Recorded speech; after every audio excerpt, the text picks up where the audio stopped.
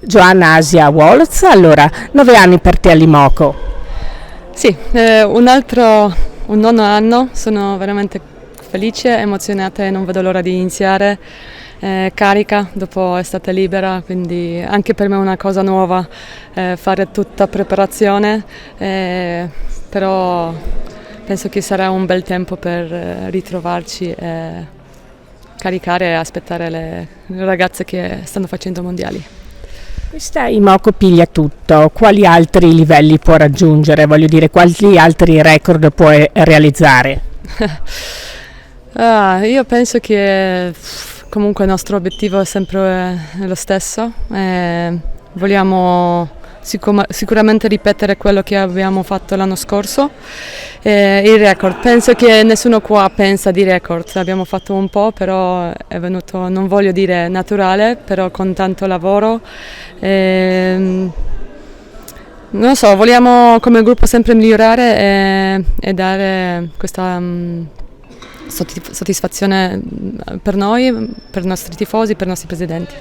Appunto, dopo scudetto, coppe internazionali, serie di vittorie, ecco, non avete un po' la pancia piena? Sarebbe quasi naturale, insomma, a un certo punto dire siamo già abbastanza soddisfatte. Come si fa ad avere ancora stimoli, ancora voglia? Penso per essere sportivo professionale è normale che questa fama c'è ancora, si vede che quante ragazze rimangono per anni. Vincere cioè, non ti come si dice, annoia mai, comunque come una droga e non vogliamo continuare così. Com'è la nuova Imoco? Siete rimaste nel gruppo, diciamo così, del sestetto titolare e sono arrivate anche delle facce nuove. Come la vedi questa nuova squadra? È sempre bene, no? Un po' di novità, però adesso abbiamo un po' di tempo per riconoscerci, sì. Vediamo, comunque la base c'è perché tante di noi dell'anno scorso sono rimaste e niente, adesso noi dobbiamo fare grande lavoro per stare a livello di quelle che stanno facendo nazionali. Che cosa possono portare di nuovo le compagne di squadra nuove? È quella freschezza secondo me, perché comunque abbiamo fatto storia con ogni squadra di ogni anno, no? Adesso c'è comunque squadra nuova e quello ti fa anche avere questa mentalità di vincere secondo me, perché comunque abbiamo vinto con altre squadre, con altri roster e adesso vogliamo rifare questa cosa con nuove ragazze.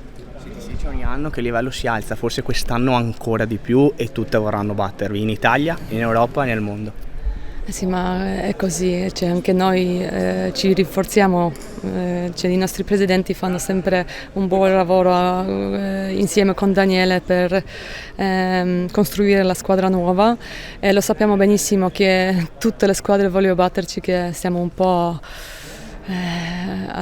non voglio dire le brutte parole, però lo sappiamo bene che tutti ci vogliono battere. Però noi dobbiamo fare ancora di più, questa è la nostra idea, di fare ancora di più perché altre, cioè si sente già l'aria sulle spalle. Chi è l'avversario principale secondo te quest'anno, anche in base ai movimenti che ci sono stati? In Italia tantissime, sempre Milano, sempre Igor, sempre Scandì, ci sono squadre quelle che stanno facendo veramente un buon lavoro. In Europa tutte le squadre turche, è normale, adesso abbiamo anche Nuova Ziraat che hanno investito parecchio, è nome titolare di Champions League o sponsor titolare di Champions League, quindi già si vede che hanno ambizioni, grandi ambizioni.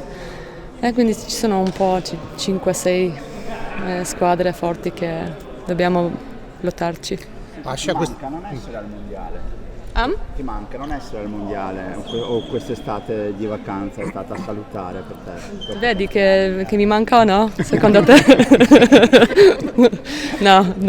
Era una scelta giusta che ho fatto l'anno scorso. e penso che era tempo di smettere con nazionale. Il tuo pronostico per il mondiale, la tua favorita per il mondiale, chi è? Certo che Italia, perché sta facendo un percorso incredibile, però sono curiosa come reagita Turchia dopo VNL così e sempre Brasile, penso che sono queste 3 squadre, più spero mia Polonia. La VNL Turchia è un buon allenatore.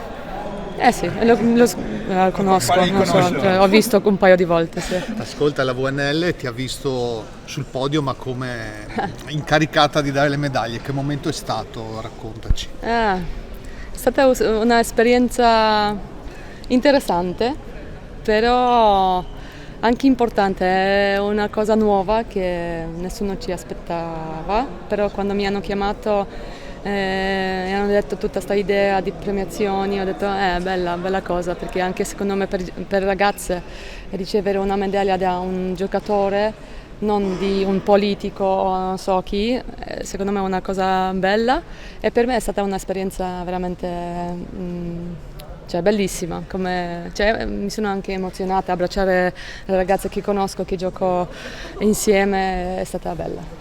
E questo hai avuto anche le mani in pasta nei sorteggi della Champions League, quindi anche quello, che cosa è stato? Io ero responsabile di maschile. Però che effetto ti ha fatto essere anche in quella cornice lì? Bello, interessante vedere tutto da dietro, no? Come funziona, vi dico che è tutto legale, c'è niente scherzi, veramente. Anche questo è stata una bella esperienza, spero che il mio amico ha fatto un bel sorteggio per noi, per tutte le squadre secondo me, è un bel equilibrato sono i gruppi e niente, adesso iniziamo a lavorarci. Sei stata a trovare Robin? Sì. Che momento è stato? No, incredibile, abbiamo pianto come pazze. Io ho entrato molto bene, sì, la sorpresa. È bellissimo. Vi racconto una cosa, io sono arrivata la sera abbastanza tardi, però abbiamo chiacchierato un pochettino, ma la mattina dopo ci siamo svegliate, siamo andate a bere un caffè in terrazza. E ci siamo sentite come ci siamo viste ieri, tipo qua con Eliano in altra parte. È stata proprio una cosa naturale, non è che ho girato tutto il mondo per arrivare là, però è stata proprio normale, quindi è stato super. Australia bellissima, ho visto solo quella parte west, però bella, sicuramente torno in futuro, forse per un po' di più tempo, non una settimana ma faccio un bel mesetto là.